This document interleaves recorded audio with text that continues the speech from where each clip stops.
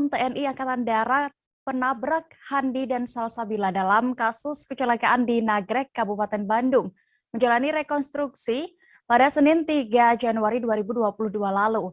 Ketiganya yakni Kolonel Infanteri Priyanto, Kopda Andreas Dwi Atmoko, dan Koptu Ahmad Soleh. Dan kini Pusat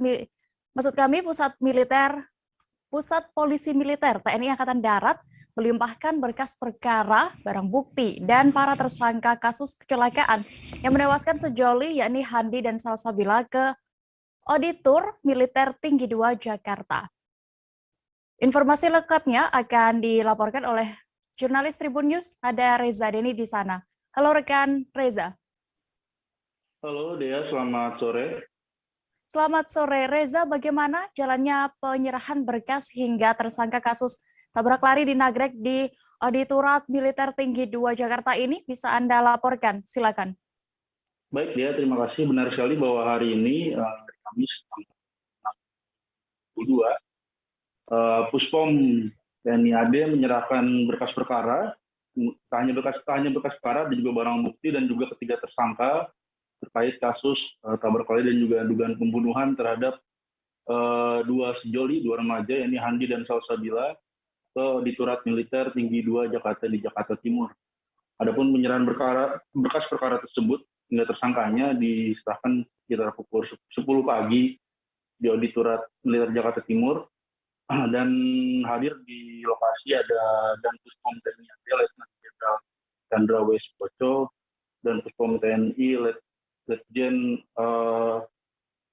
Laksda Nazali Lempo, dan juga Auditorat Jenderal TNI Masda Reki Irene Lume dan seluruh jajaran Puspom TNI dan TNI AD. Dalam penyerahan berkas perkara tersebut juga dimunculkan ketiga tersangka yang menggunakan baju tahanan militer yakni warna kuning.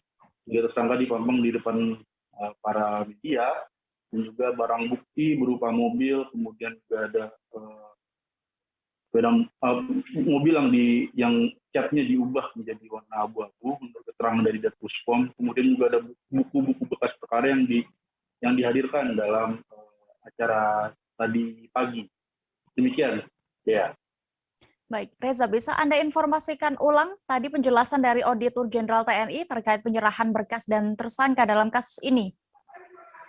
Baik, Auditorat Jenderal TNI atau Orjen TNI yakni Masda Reki Irene Lume memang bahwa penyerahan berkas ini akan kemudian diolah oleh pihaknya untuk kemudian diteliti soal berkas-berkasnya, karena memang ketiga tersangka ini dijadikan satu berkas gitu kan. Ada sekitar ratusan hingga ribuan halaman berkasnya, dan Irene mengatakan pihaknya akan memaksimalkan waktu yang diberikan karena memang sudah menjadi atensi khusus dari Panglima TNI dan juga sudah ramai di publik soal kasus ini.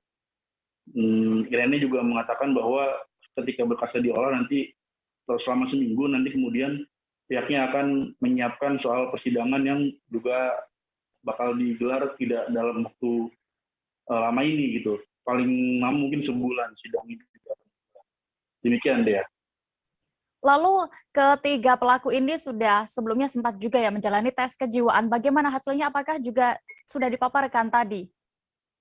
Baik, untuk tes kejiwaan memang Dan Puspom TNI AD Letjen Chandra W. Sukoco mengatakan bahwa sempat melakukan tes kejiwaan terhadap tiga tersangka ini, terhadap Kolonel Priyanto dan dua tersangka lainnya, yakni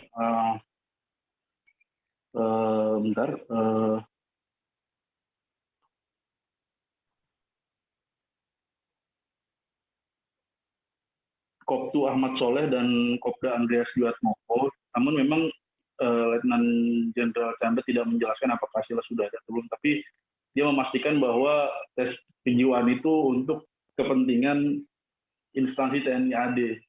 Dan dia juga menegaskan bahwa tes kejiwaan nanti tidak akan berdampak pada keputusan hukum yang akan ditetapkan terhadap ketiga tersangka. Jadi istilahnya tes kejiwaan ini hanya untuk sebagai bahan evaluasi di instansi Angkatan Darat.